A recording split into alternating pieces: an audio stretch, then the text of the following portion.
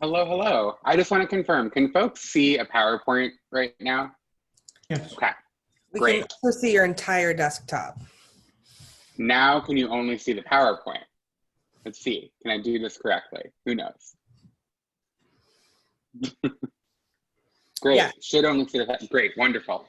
Okay, hi everyone. Welcome to Changing Hearts and Minds, Deep Canvassing for Transgender Equality. My name is Viv and this is Fran. We're gonna be your folks for today.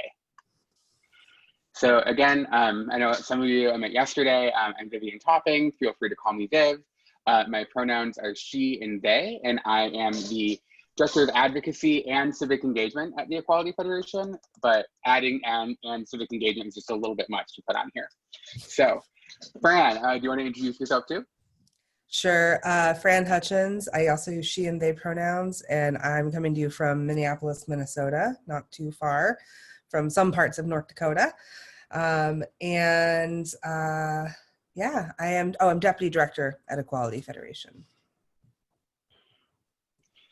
Okay, and I mentioned a bit about Equality Federation yesterday, but just so folks know, we're the national network of state-based LGBTQ equality groups. The North Dakota Human Rights Coalition is one of our members and is a member of North Dakota, and we're really happy to be here today.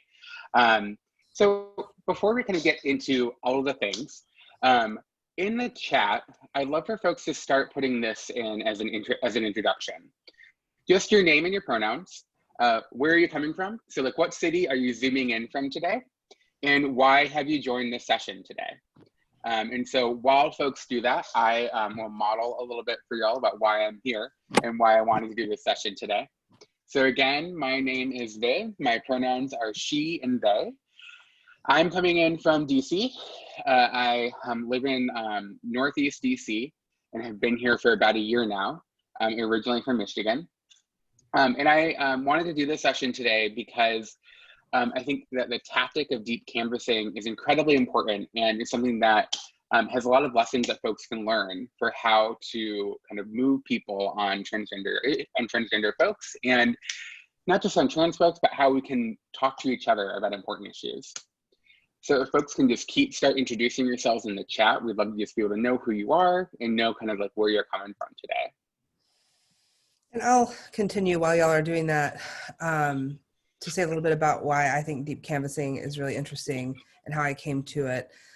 So I've been working in LGBTQ movement and politics since 2007. And 2007, I was living in California and we were preparing for a ballot measure, which became known as Prop 8 in 2008. And I worked on that campaign and we lost, as some of you might know, we lost that in California on marriage in 2008. And then after that, a group of us got really curious about why we lost. And we actually went out and started talking to people and getting deeper information about why they voted against LGBTQ equality, why they voted against marriage. And I was really lucky to be part of one of the first deep canvassing programs in the country on LGBTQ rights, and then went on to work in Maine in 2009 and again in 2012 when we used we built that whole model on how to have these deeper conversations with folks, and we ended up talking to 250,000 voters in Maine. So that's my background. I'll say a little bit more about the research later, but for me, it was personally transformative to learn how to have conversations with people who weren't with us all the way. I was able in most of my life to kind of not engage when it came to that kind of thing, and it was easier to just ignore family and friends and neighbors who weren't with us. But when it came to my professional life, I had to learn how to build that skill. So we're here to hopefully that'll be a helpful skill for y'all to think about today. Yeah, and thank you to folks who are already introducing yourselves in the chat. Love seeing folks kind of from all over the state of North Dakota. We see folks in Bismarck, see folks in Fargo, Minot. I know that y'all have had some rough times in Minot lately. They've been hitting national news. I know that we've been following that, and so happy to have you all here today. And thank you all. We're going to keep going, but feel free to keep putting introductions in the chat if you'd like. And as we're going along, feel free to put any questions that you may have in the chat and we can answer them as we go. So the goals of this session today: first, we want to be able to explain deep canvassing to you as a tool. Fran and I have both briefly mentioned that and talked a little bit about what it is, but we want to be able to explain deep canvassing to you and why it works and why this is a thing that we both really believe in. We want to show you how to use it so you can actually see how it's used and see how those conversations look. And then we're actually going to jump into Icebreaker, and we are going to practice this skill. And so at some point, we are going to jump out of the Zoom, and then we're going to have you all come back here for the rest of the conference. So we're going to practice that and be able to give you the chance to practice part of the skill of what it means to do deep canvassing. I'm going to hand it over to Fran to start us off. All right. So sometimes I feel like I've been in this bubble of professional LGBTQ work for so long that I just throw around terms and I hope people understand them. But we want to get a little bit deeper on what is deep canvassing and even what is canvassing. I think that most of us know what canvassing is at this point in an electoral cycle, although it's a little different these days, fewer door knocking conversations and more phone and text conversations. But canvassing is just where you, in a systematic way, go and talk to people around an issue or a ballot measure or a candidate and try to get them to vote or do something. We can also, I remember I've used the word canvassing before when I worked for the Los Angeles Homeless Services Authority to go, around and look for different encampments. So it means trying to cover the area. And so with canvassing, with deep canvassing, if you go to the next slide, we think of deep canvassing as a little bit different than that traditional canvas conversation. So political canvas conversation, you want to get on and off that door really quickly because it's all about volume. It's all about how many people you can talk to. There's a script, you have talking points. You don't want to get too creative. You're really focusing on getting your supporters out to vote or getting people who are very persuadable to come your way, but you're not going to spend a lot of time engaging with people who are anti. And usually there's a specific ask. You're working toward an election day or trying to get people to take a really specific action. Deep canvassing is different because it's longer. In the research, we found that conversations of 8 minutes or longer work, but additionally, some of these canvas conversations that I've had in my history now of doing this for more than 10 years can be 30 minutes, 40 minutes. So it just depends on the conversation. We use more of a conversation guide and a structure than we would a script with talking points. It's more about sharing experiences and really making a connection with folks than getting a specific point of view forward. There's always a focus on persuasion or often reinforcement. So, Viv will talk a little bit about the Massachusetts campaign probably, but there we were trying to identify supporters who might be wishy-washy once they heard our opposition's message. Because a lot of times people believe in equality broadly, but then they hear some sort of made up lies from our opponent or blown out of proportion stories from the news, and then we lose them. So sometimes we can use this kind of conversation to develop those critical thinking skills for our friends and family and for voters. And there's not always a specific ask. Sometimes there is. If we do it in the context of a campaign, we're gonna be asking them to vote on our issue. But there's been a lot of programs that have been run that are just more about building the conversation and creating a culture shift or changing hearts and minds where we're not necessarily measuring that. And it can be about building skills for your volunteers and for yourselves and not just about election day. So deep canvas can be, I've heard of it called courageous conversations programs. I've heard it called, just like critical conversations, but basically it's about having those conversations, and whether or not they're canvassing programs or whether or not they're campaigns is really up to you. And just a little bit on the next slide about the research. The thing about the why we do these, first of all, there's so many bonuses to doing it. I will say, like, trying to build a volunteer program, this is really rewarding for volunteers. People really start to, connect with their community and build leadership and skills to talk about our issues. But the best reason to do it is that the research shows that it works. This is actually from a recent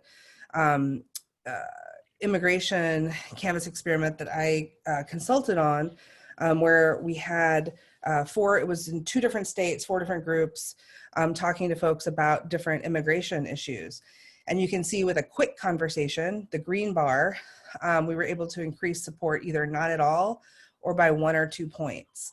But when we had a deeper, longer conversation with folks, we were able to increase support from 4 to 6 points.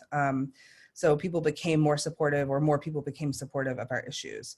And we've also done research on this on transgender issues. The Equality Federation did an experiment in 2016 that was published in the same study that showed that we also increased support from 3 to 6 points. So I think that it just shows that we're not going to win on our issues with talking points, with 30-second commercials. We're really going to create culture change by having those conversations in our community. I'll hand it back over to Viv. Yeah, so I'm going to go a little bit into how it works. And as I do that, I just want to kind of give some context of like my own experience here in seeing this really work in person. So Fran mentioned Massachusetts. I was the field director for Yes on 3, which was the campaign to defend transgender rights in Massachusetts in 2018. It was the first statewide transgender ballot question in the country, and was about protecting public accommodation protections for trans people specifically. There's a much longer story of how it went into it. I'm happy to get into that later on, but the general piece of it was that we had to do some big kind of culture shift to have conversations with folks in Massachusetts to ensure that we could keep these protections. And what we knew is that when you first ask someone if they support transgender people and these protections, typically they will say yes, and they will be supportive, because saying that you don't support non-discrimination is typically something like most folks won't do.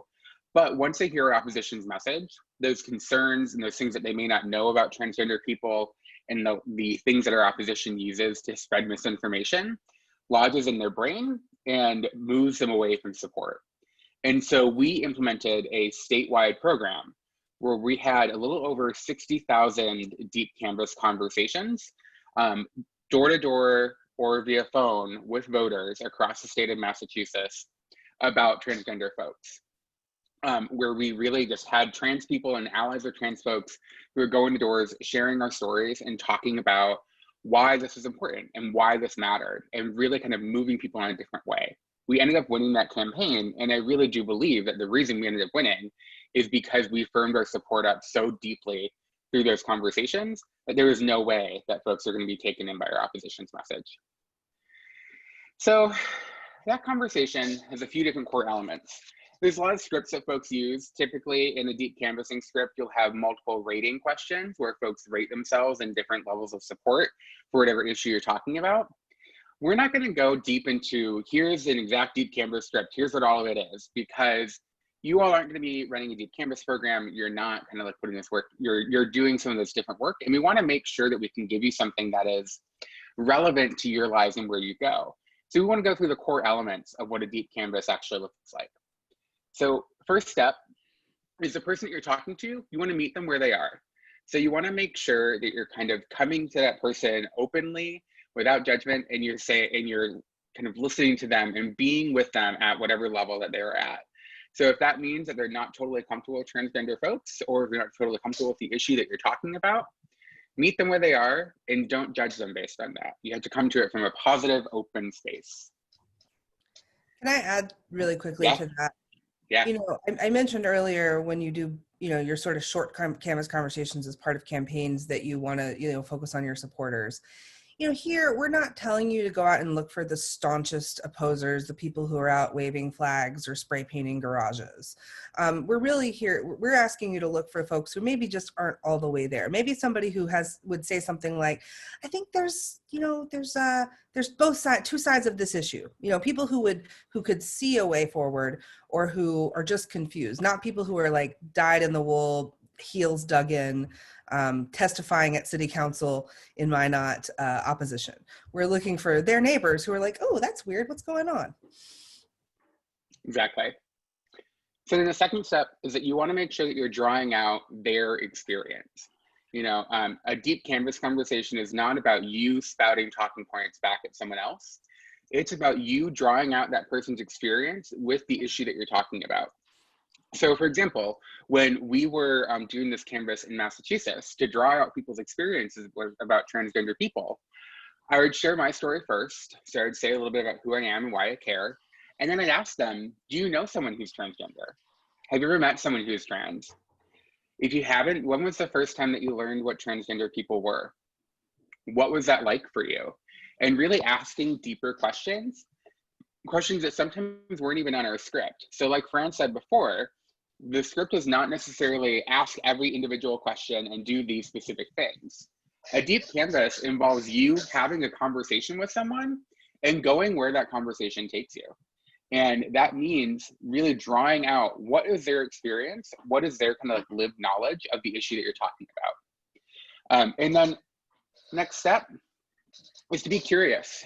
So you want to make sure that when you are talking with someone, that you're having these conversations, you're being curious about their experience. This is about them and guiding them from a place where they weren't totally comfortable to a place where they are, or at least where they feel a little bit more comfortable. Not every conversation is going to suddenly change someone's perspective in like 30 minutes. However, what you can do is be that one little bit more of a foundation where you're being curious about their story, you're giving them the space to answer questions and to ask questions that they maybe normally wouldn't ask, because you're being open and not judgmental with them. You're kind of entering that contract with them about, this is gonna be a safe space for us, and you can ask me questions that maybe you wouldn't normally ask. And so, part of that being curious piece is about asking those deep open-ended questions and asking them where they drew their opinions from. So, the next step of a deep canvas that we would do in Massachusetts would be talking about our opposition's message. In many cases, we would actually show them a video that had messaging that our opposition would use about bathrooms and about transgender people. And we'd ask them what they would think about it. And if they started talking about concerns about safety or privacy, which most folks would, we'd ask them, tell me more about what you imagine happening. Tell me more about what that experience could look like. You learn a lot to say, tell me more. And tell me a little bit more about that, because it's about being curious with that person and really digging into their experience. And lastly, focus on values, not politics. Once we make any issue really partisan, and specifically transgender issues, we lose folks, because we're going to be putting folks into a polarizing moment where then people immediately go to their camps and go to their tribe, and they're on either side. This moment and this conversation, and the real way to kind of move folks and make this culture change, is to focus on shared values. So, I think when Fran was talking about California, I think the best example of that is talking about love and commitment. That's what happened throughout marriage equality. The main message that you heard consistently, regularly, that people talked about was talking about love and commitment and those values that people associated with marriage. And that was the thing that helped people move. It wasn't that certain people endorsed it. It wasn't that a corporation was there. It wasn't any of that. It was that folks started to realize that we had shared values here, and that gay and lesbian and bi folk had a real similar value with them about marriage and what that meant. So Fran, before we move into that, anything to add there? And then I want to open up to some questions before we go into kind of like showing folks what it looks like. Any questions from folks so far? Feel free to type it in the chat, or you can unmute yourself. I'm going to give folks about a moment to think. Fran, if you're talking, you're muted. I will say that while we're getting ready to model this for you, like we've run these conversations as programs, right? As big programs with goals, and sometimes with paid canvassers, sometimes with volunteers. But the thing that has really stuck with me since doing this work now for more than 10 years, is that it's like a real skill that I've developed as a human, like just to be able to like not immediately go to that place, that anger place, that sort of like lizard brain place. When we talk about issues that make people feel uncomfortable, they go to their lizard brain place and they are like, oh no, I'm against that, right? And like Viv was saying, they go to their camps. But we do the same thing, right? Because a lot of times we want to protect ourselves. A lot of times, you know, I have to say, being a proponent of deep canvassing during the last 4 years of our political landscape has been a challenge. It's hard. And so, you know, just having that to fall back on, having it as a skill has been a little bit helpful when it comes to even just talking to my family. And so we're going to model a conversation that would happen between neighbors, and not that's part of a big canvassing program. But you know, if you are part of a group, and several of you I see in the chat are a part of a group, it is also possible to do these as like systemic, sort of like, you know, set a goal to have 100 of these conversations and then report back and talk to each other. So we could talk a little bit more at the end about ways that you could use this as a tool for your organization, but also you can use it in your life. Yeah, definitely. Okay, so we're gonna go into, make sure, yep. So we're gonna go into a little bit of a role play about this, and how this is going to work is Fran and I are going to, like Fran said, we're going to be neighbors talking about trans rights. And I want to be clear before we go into this, just as like a brief trigger warning. I am going to be the neighbor. I am a trans person, and I am going to be saying things that won't be awful, right? But that are not great about trans people. Because I'm trying to model someone who isn't totally there yet on trans issues. Not going to go super far evil, but I am going to say some things that are not my beliefs. The person that I'm modeling this off of, just to be really clear, is my mother before I came out. And so when I go into this, keep that in mind. And also, if you are someone who like that may be triggering for you, feel free to take care of yourself however you need to. Okay, Fran, are you ready? So the scenario is we're walking our dogs in our neighborhood and we run into each other. And so I'm going to be like, hi, Viv, how's it going? Hey, Fran, I'm good. How are you doing today? I'm all right. I've missed seeing your face at church. I know that I'm still Zooming in. I don't know if you're still Zooming in or going in, but I haven't been able to see you recently. How are you? Yeah, I'm good. I've been Zooming in too, but I haven't done it as much as I usually do because I feel like time just doesn't really exist anymore. I So, know, you know, right? it's a little bit harder to remember. It feels like everything is a Zoom meeting these days, Hmm. but yeah, it's good to get grounded. I do feel like we're spending a lot of time online. And you know, actually, I'm really glad I ran into you because I've been meaning to talk to you about something. You know, this is like a little awkward. But I saw you post something the other day on Facebook, and I was going to comment, but then you know how that Hmm. goes. Yeah. Yeah, you posted something about J.K. Rowling and about trans people. And I'm actually, you know, I was wondering if you wouldn't mind talking to me about that for a minute. Yeah, sure. I'd be fine with that. Thanks Okay, for cool. Yeah, thanks for actually it's like awkward. I being know it's patient. Yeah. awkward. I just, you Yeah. know, it's just sat with me for a while, and I've been thinking about it. And so I'm just really glad Yeah. that I ran into you. Yeah. You know, I was actually, I don't, we don't have to talk about the post exactly, but I'm actually just curious, like, you know, I mean, you know, like I have family members who are transgender. Mhm. And so when I see people post things like that, it makes me wonder, like, you know, why was it important for you to post that thing about that author? Yeah. Well, I mean, you know, I saw it in a mom's group, and it was The mom. about right, the mom's group, my Facebook group, and you know, I think that it's really important to be talking about it. I think that there's been a lot of shift on what people think about that, and I really just want to kind of like be slower about it and really think deeply about what it actually is, because I don't know, I get worried when I think about what's happening. You know, J.K. Rowling, you know, she just was trying to defend women who were speaking out about biological men, who were kind of coming into women's spaces, and that just is really difficult for me. I'm okay with transgender people. I mean, I don't know anyone who's transgender, but like, and I know that you have some friends, like you said, but I just don't really feel totally comfortable with it. And I Yeah. worry about like what it could do to other folks. Like if I was in a locker room and some like guy came in Mhm. who was dressed like a woman, I'd be really, really nervous and be really scared about what he was doing in Hmm. there. Has that ever happened?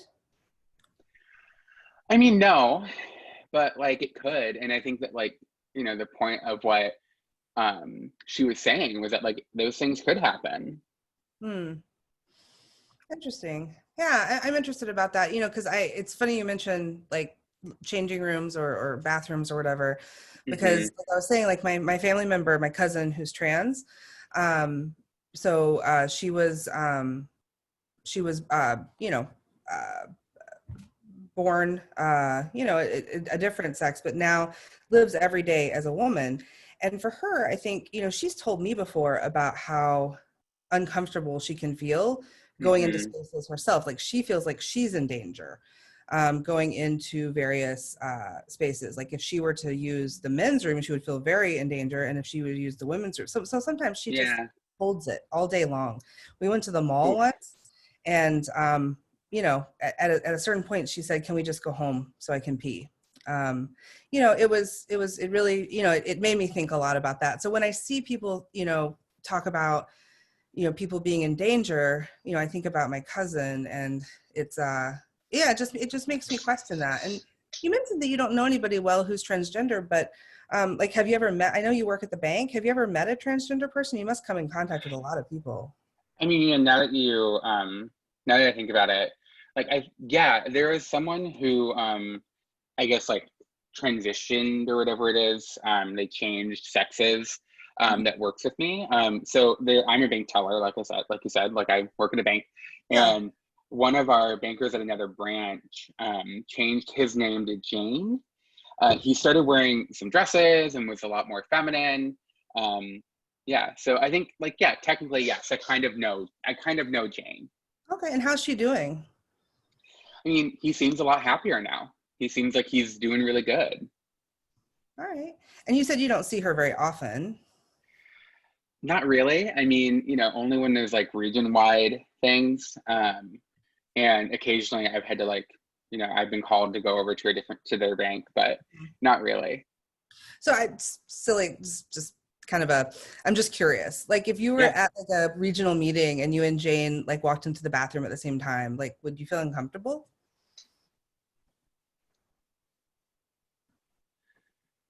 I mean, not, I don't think so. Hmm. Because like he, I think she, she, if she goes by yeah, Jane, probably she, yeah. she, she looks like a woman, like when I see her, like I don't see a man. Yeah. Yeah. And I didn't really know her beforehand. And so, I think I think she is at least a little bit different when I'm Yeah. thinking about it. Okay. Yeah. I wonder how she would feel going into the restroom. I wonder if she's like my cousin. That's an interesting question. But Yeah. yeah, I don't know. I just really, I thank you for talking about this. Like one of the things that um, I value is the golden rule. That's what we learned at church, right? Yeah. Yeah. And Totally. others as they would have us do and do. And I would, I just feel like for me, like just like for folks like my cousin and folks like Jane, like I would just, if I needed to pee, I'd want to be able to go to the bathroom. Yeah. I would Yeah. want people to just let me pee, right? Just the golden rule. Does that make sense? Yeah. No, it totally does. And I think like it, that sounds really hard for your friend. I wouldn't want that kind of like fear or like having to like hold that all day. Like that just isn't fun. Like I pee so many times. I have to use the bathroom so many times at work that like I couldn't Right? imagine going through the entire workday. Yeah. Right? I think Yeah. it's Yeah. worse. Yeah. Yeah. Like I couldn't imagine if I couldn't just like go to the bathroom, you know? Yeah. Well, again, I know it's awkward, but thank you so much for talking about this. Now that we've chatted a little bit, like, what's coming up for you? I mean, a lot. I think I have a lot to read and a lot to think about. I really appreciate you talking this through with me instead of going in at it on Facebook or something. Like feels a lot easier to talk about it, person to person. Yep. Agreed. Thank you so much. Have a good rest of your walk. Yeah, you too. Okay, bye. Bye. All right, our masterpiece theater is now done. So I want to hear from folks. What did you see in that conversation? And as you're kind of like thinking about it, what did Fran do that matches some of those core elements? And what did Fran do that you liked? And feel free to unmute yourself or to type in the chat, whatever works best for you. Thank you, Mark. We're a little bit experienced at this. We've done this many, many times. You know, what kind of stuck out in my mind was that when I've had the opportunity to have those type of conversations, almost always what's said is, well, don't places now have like those family bathrooms? Can't they just use those bathrooms? Why do they got to go into? So I just am curious if you guys have thoughts of that particular line of argument. Yeah. So I guess for me as a trans person, I think that I note that like, I don't use restrooms in public. I maybe use those if they're available, but even then, like, I think I go back to the ability to live in the world and be free. And the fact that like everyone deserves to be able to just go to the bathroom. And, you know, that when I go into a bathroom, I'm not doing something where I am going to be like harming or hurting someone, that what's happening is I'm going to use the bathroom. And I should be able to use the women's bathroom if I identify as a woman. Fran, what would you add on there? You're muted. Let me see how many times it's tell Fran she's muted. So many times. My stool squeaks that I set on, so I like to mute when I'm not talking. So, you know, I've noticed, like, again, we've done specifically with the trans issue, especially around public accommodations in Massachusetts and in Houston and a couple of places in our 4-state experiment. We've had these conversations, and I've had like a million of these, and people do bring that up, and people bring up the wildest ideas. Well, why can't we just build transgender bathrooms, they'll say, right? And so part of me wants to say, like, okay, let's meet them where they're at. Like, what is it that they're imagining, right? What are they imagining in that moment? Like, why, you know, cool. Like, yeah, obviously, like, there might be some people who would feel more comfortable using a gender neutral or a family bathroom. But like, okay, like, tell me more, like, take me there. Like, tell me, like, how do we get there? Like, what happens when there's not one? Mm-hmm. You know, and like, just be curious, because I mean, I think that it shows that people are like, actually, like, they've taken a step. They're acknowledging that there is an issue actually by taking that step. So I don't want to have an argument with them about building codes, right? That's actually not going to be fruitful for us, right? We want to keep talking about the issue and keep turning on their empathy machine. Yeah. Rather than, you know, like, literally, I'm serious talking about building codes. Like, we've had the, well, didn't Massachusetts recently update their building codes to blah, blah, blah? And it's like, yes, but also most of Massachusetts was built in like the 1600s. Like, it's, you know, it's not going to happen everywhere. Yeah, I think that, you know, when somebody brings up a point, like, try to get to that point with them. Like, how did they get there? Why did they get there? What is it that makes them, you know, think that that would be a good idea, and what might be the challenges for implementing that, you know? Yeah, thanks. In fact, I just want to compliment you guys. What I really liked about the role play was when the person went to the place of safety for others, you turned it into, what about safety for the individual that has to pee? Yeah. I thought that was really, really good, because that's also very much a typical, like, well, I wouldn't feel safe, or that wouldn't feel, you know, that wouldn't feel right, but just creating opportunities for them to empathize with the person that has to pee is a great approach. Yeah, and one other thing there too is, you heard Viv creating these like sort of nightmare scenarios thanks to this imagination. Like, one thing we know about the way that people who aren't as familiar with trans folks process the concept of transness is that they don't have a template, right? Like, if I say to you NBA basketball, you can like immediately picture a court and a player's uniform and the ball, right? Because you have a mental template for what NBA basketball means. But for people who haven't met or don't know trans folks, they just like, their brains just go all over the place looking for, like, where can I land so that I understand, so I can make meaning for this for myself. And if there's uncertainty, people often land on these like sort of scary nightmare scenarios, because the unknown is actually, you know, scary for us as humans, whether it's, you know, what's around that corner, or, you know, you know, when in the horror movie is the villain going to jump out, right? We like sort of get ourselves ready, and that's where they'll be at that spot of uncertainty. And so it's our job to say, okay, well, let's actually create a familiar picture. Wait, you do know one person, you have met a person. Often, I'll be honest, in Massachusetts, it was like, oh, you really promise me you've never met a trans person? Okay, cool. Well, let's just talk about popular culture a little bit. Let's go not RuPaul, but, you know, Laverne Cox or Caitlyn Jenner, right? Like, let's at least get a picture of like a trans person who is, you know, transitioning and, you know, not doing drag, right? Because a lot of times people think about drag, and that can be scary for them too, because, you know, they see RuPaul not in drag, and then they see RuPaul in drag, and they're like, wait, I don't understand.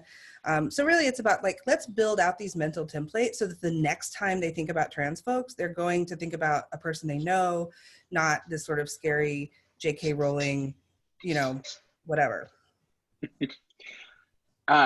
Someone mentioned in the chat that I sounded like an ideal therapist.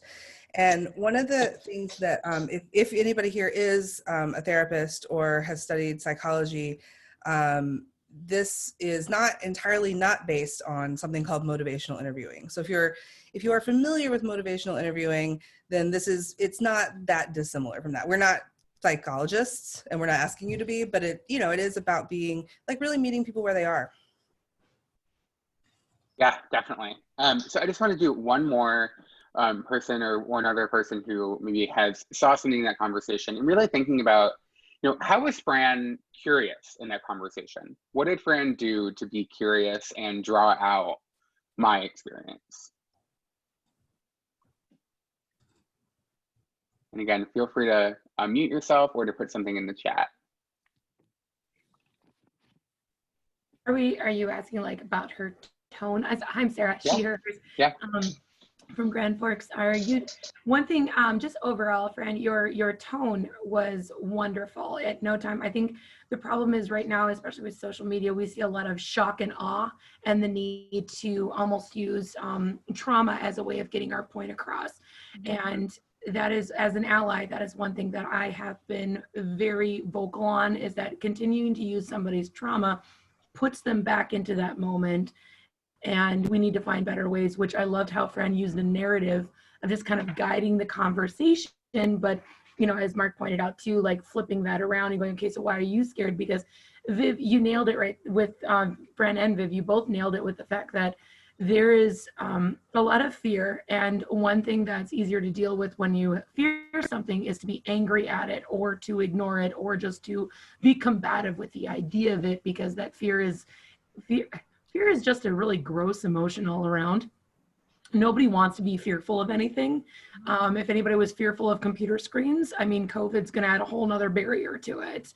So it's like, and you know, just working toward that narrative, I really enjoyed that. And I was gonna ask if you were talking about motivational stuff, because I work in a couple of fields, and we talk about motivational interviewing, especially working with politics itself and not being, you know, like I said, that shock and awe and that in your face. And, you know, because again, putting that, and those who know the RuPaul, I mean, even that has been admittedly transphobic by a few people that have gone through that competition, have said that they were more supported when they were a male drag, you know, a male presenting cis male drag queen than when they transitioned into a female body after the competition. So just having that knowledge and knowing that some safe spaces might be really hard, but some people might also never know that part about RuPaul's Drag Race and like absolutely think that's the epitome of drag. And, you know, it's like, I get it, you know? Well, Cindy mentioned in the chat too that I didn't correct Viv. And I think that that's another thing, is like, we have a real experience of living queer culture, right? Like, we know how to say things right. And we know like RuPaul and the shows and all the culture and the sayings. But when I talk to Viv, this lady who works at the bank who I go to church with and who like walks her dog in my neighborhood, I should have no expectation that she understands like all of that, right? And it's hard, right? Because I mean, you heard what Viv did was to misgender the person we were talking about. And it can be really hard to be like, wait, no, let me explain misgendering to you right now. But that would totally derail the conversation, right? That's not the point of this conversation. Like maybe next time we run into each other, I'll ask about how's Jane doing? What's she up to? You know, have you seen Jane since we talked? And, you know, how'd you think about that? And just reinforce that. But like, it doesn't do any good to shame someone for doing, you know, the last thing we want is for the person to think, oh, wrong, like I can't talk about this, right? If I talk about this, I'm gonna mess it up and I'm gonna be wrong. Because Viv was really open to having the conversation. We don't wanna shut that door. Yeah.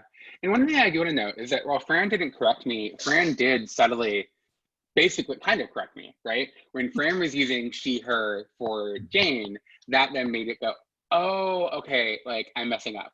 And so she gave me the ability to kind of figure that out on my own without correcting me. Yeah. And so as you're thinking about like what that looks like in one of these conversations, it didn't make me feel like I was being called out. It didn't make me feel like I was being judged. I then was just like, oh, why is she saying that? Oh, okay, now I get it. And then we had that moment where I was questioning, and Fran then just said, well, her name is Jane, so let's guess, right? And we continued on. Anything else that folks saw here? Anything else that was resonating with folks in that conversation? This is Mark again. I wanted to comment on the motivational interviewing. It's really making me think about, I train our support staff, and we use motivational interviewing as one of the things that we train. And you really did it well, Fran. And just the specific mechanics that will coach is if you're trying to confront someone, that usually it's better to not look at it towards this normal like confrontation, but you're pointing out the discrepancy of facts. And when I coach that, I usually say the best way to do it is to say, I'm confused and help me understand. And I heard you say that, like, I'm not sure that I understand. Can you help me hear this better? And but that's really a helpful tool in terms of like when people are like, well, I want to confront someone. I find that a very, very simple, descriptive way to coach that. Just stick with, I'm confused, help me understand, because it's going to go to a place that's much more supportive and wanting to learn versus you don't know what you're talking about and you're an idiot, you know, where most of us are. So we're not going to get anybody by telling them that they're dumb. It's true. Yeah. Even though, I mean, let's be real. Like sometimes somebody says something, and you're like, wait, what? Like, okay. But you have to be like, oh, that's interesting. I've heard myself say a number of times, I've never heard anyone say that before. I mean, go ahead, Mark. Yeah. And sometimes, you know, people will be like, well, geez, you didn't confront him. It's like, well, no, that's actually an effective way to confront something. It's like role modeling using the right pronoun is a very effective way of confronting something without causing it to be a knockdown, drag him out fight. So I really appreciate this really good role modeling. Yeah. When Viv asked me to do this training with her, I was like, I really wanted to, because the Minot stuff had just happened and I'd watched all of the people testify. Like, oh boy, do I want to knock doors in that community right now. You know, and just so y'all know, Carrie Evans used to be in the Federation, was the executive director of one of our Federation groups in Maryland. So I was like, oh, is that Carrie? Wow. Viv, just a quick time check. We're about 10 minutes out. Should we, what do we do? So we're going to cut the icebreaker activity as much as it harms me, because I don't want to interrupt the flow of the conference. And I feel like we don't have enough time to really effectively get over there and then come back. And so the thing that we were going to do, I'm going to stop sharing my screen now. There we go. Okay.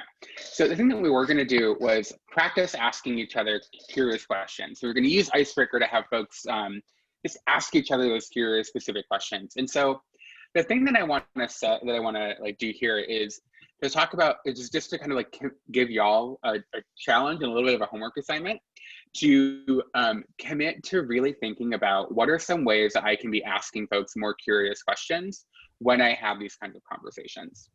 What are the things that I can be, what are the ways that I can ask some more of those open-ended questions and really dig into that in a different way?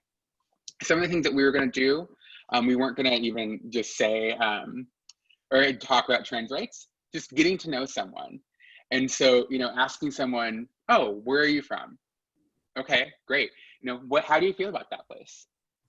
What do you like about it? What do you not like about it? Why are you still there? Why do you want to leave, or do you want to stay? So asking some of those more specific questions. And so that's the homework that I'm going to give to folks here. And then I also just want to give us a little bit more space to kind of answer any other questions, or Fran, if we have more that we want to share, and we can share some more. So I'm actually just curious if anybody here can think of an application for this type of conversation, either in their groups that they're in or in their lives. And if you could share that. We're going to say, so I'm part of a Buddhist meditation group, and we have been talking about this, what's called Conversations with a Difficult Person, for months. We usually have a short reading that someone chooses. And so we've had readings about, from hostage negotiator, about how does he negotiate with people who are hostage takers. And, you know, many of the things that you talked about were things that have come up in our discussions as, because we've often thought about how do we talk with Trump supporters, frankly, given who Buddhists are. You know, so I was really, I thought these conversations you had, suggestions that were really wonderful, and they were so reinforcing of an ongoing dialogue we've been having for a couple months now about how to have difficult conversations with people. Yeah, and actually, there is a group of folks who work with the LA Leadership Lab that has kind of built this, who were one of the folks who like really dig into deep canvassing and do some experiments on it. A friend of ours who actually ran an experiment last year on talking to Trump supporters and moving them from Trump to not Trump. They also have done some conversations around voting and moving people who never vote to try to get them to see like a value or importance in voting. And so like this conversation can be deeply used in a lot of different places. I saw a question in the chat that said, a lot of the conversations I've had with people locally center on people not understanding how anyone can be trans. They simply can't wrap their brains around it. Do you have any helpful ways to help people understand? And yes, because that was one of the things that we heard consistently. And so I do just want to point out that when you're digging into some of these kinds of conversations, it can be really hard because you have to use sometimes language that doesn't feel perfect for you, but can help someone else really understand what they're going to say. So yeah, Fran just posted something in the chat. You know, a transgender person is a person who knows themselves to be the opposite of their sex at birth. And you know, for someone who's non-binary, that's hard to say because that's not necessarily my story. It's not actually what fits for me. But we heard this consistently enough on our Massachusetts campaign that in our script, we had a little box that was like, do they not understand trans people? Here's what you can say. And oftentimes it was like that. And so, yeah. And so then sometimes there's also a transgender person who is someone who grows up knowing that their body doesn't match who they know they are on the inside. So they transition and live every day as a gender they have always known themselves to be. And put that in the chat really quickly so that folks have that here. Yeah, and I think that it's, you know, one of the nice things about these conversations is we don't have to convince them that like trans folks are real, but we do have to turn on their empathy machine, right? Mm-hmm. So even if we can't convince them, you know, and we're gonna have an argument like, yes, you can or you can't change your gender, that's not really the point, right? That's actually, that's what they want us to be arguing about, like that the outside they, the right. You know, what we want to do, like one of the questions that we ask in Massachusetts is, can you tell me about a time where you felt different or judged, you know, for something that you couldn't help? And so really like trying to get folks to be like, oh yeah. And sometimes it would be just like, I got into some deep stuff with people, but then sometimes it would just be like, yeah, the bullies called me fat in 6th grade, you know, and it's like, okay, I can work with that. Right? Like just to get them thinking about, okay, maybe I don't understand everything about this person, but do I still want them to be mistreated? Do I think they deserve to be mistreated? So we don't have to get all the way to like understanding the entire spectrum of gender, or even that, you know, it's possible to be transgender, but just get them to, figure out, when we say meet them where we're at, like when you meet someone where you're at, you can kind of determine how many steps am I going to take with them, right? You might just take one small half step and then walk away. And that might be it. You might not be able to get them to that next It place. also, I've noticed myself, it really helps to have tangible proof with it too. Like when Webster updated the they definition to include pronouns, that was a huge thing for me because I work with a lot of conservative people, and it feels like whenever there's any kind of minority issue, they come to me asking me questions about it. And I'm like, sometimes I don't always have the answers, but if you want to know, I put it back on them. Do some research with a reputable source. I can give you some reputable sources, Mhm. but I remember one lady in particular could not wrap her head around non-binary and gender pronouns and using singular they. And I just said, look in the dictionary, quite literally, it's in there. And she laughed at me and she's like, no, because she couldn't understand the singular they pronoun. Yeah. So she looked it up, and definition number 3 is a person of unspecified gender or who identifies as non-gender or non-binary. And she looks at me and she's like, oh, I guess they updated that. And I'm like, oh, stay educated. And I just walked out. That's funny. One of the, But like you said, though, sometimes we have to just say, I gave you the information. I have to move on. It is not our responsibility to convince people. yeah. Yeah. We'll say too, like these conversations aren't the only thing they're hearing, right? This is also important too when you think about all the other facets of our work. If they are able to see examples of trans folks in the community, speaking at events, or if you do like a video for your organization, or if just like featured in the newspaper for other things like baking the best pie, right? Like I think that that's a whole different, like we're not doing that, that's not this, but we want to be part of that conversation. We want to help folks digest that information.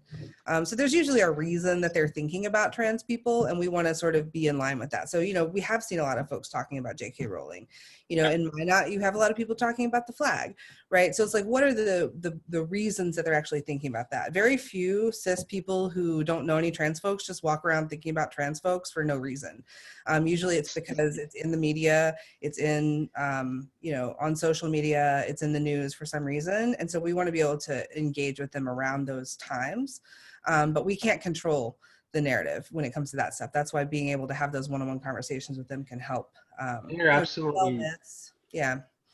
You're absolutely right too about meeting people where they are, because where we live here, I live in Bismarck, North Dakota, and I have literally met cisgender white people who have no gay friends, no LGBTQ friends of any. A quite literal conversation I had with a coworker, I asked her, how many gay friends do you have? And she looks at me and she goes, well, you. And I said, well, is there anybody else? Do you know any bi or trans people? Do you know a lesbian maybe? And she's like, my uncle's gay, but I never really talked to him. And him and his husband live in another state, and I see them maybe once a year. And I was like, you have no gay friends or at all? And she's like, well, I hang out with you sometimes. But that is sometimes what you're put up against, is that people might have an inquisitiveness about them, but have no basis and no template to work with. Yeah. I just want to note, because we are about to be pulled out of here. And so I just want to do one last thing, which is just remember that this is not about changing someone's mind immediately in a moment and in one conversation. These are things that take a long time to do. And so I think this conversation we're having right now about definitions and what that looks like is really important, because you can share that information with someone. They have to absorb it in some way, shape, or form, and it's going to take time for them to do that. I mentioned earlier that the person that I was role-playing as was my mother before I came out. When I actually came out to her, she didn't really believe me. She didn't understand. She wasn't there. She didn't get it. She now is to the point where she's totally there. She uses my correct name. She uses my correct pronouns.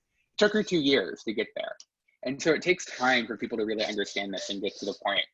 When we were in Massachusetts, we would say that we were like chipping little like holes in a wall to try to make sure that we were getting through each person, because what you were really doing is chipping that next little piece off of the brick in their mind, to be like, this is what it is, this is what it can be, and giving them that information and giving them that real connection.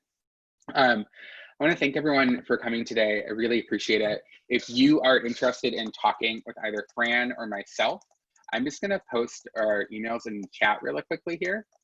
And feel free to send us an email. We'd love to chat with you. I think as you can probably tell, the thing that we both love talking about the most is deep canvassing. And so we are more than happy to chat with folks if you're interested, and to kind of also support y'all. So yeah, any last questions? Oh, I got one. Yeah. Groups. Do you recommend having these conversations with groups, or do you feel like it could be a negative? I mean, typically this is a one-on-one conversation. And it's really about building a connection with one person, face to face or over the phone, right? Like we've done these over the phone too. But I think those group conversations tend to, one, turn into groupthink, and two, can become a scenario someone doesn't totally feel safe sharing what they want to do, right? Like we want to give them the space to really fully share everything that they're going to say. And we want to give them the space to say things that they may not normally say in front of other people. Like I want them to say the things to me that are anti-trans that they believe, because I want to be able to talk that through with them and to have that moment. And if you're doing it in groups, it's a little bit harder to do. Yeah. Yeah. Oh. Any other last questions? I agree with the group thing.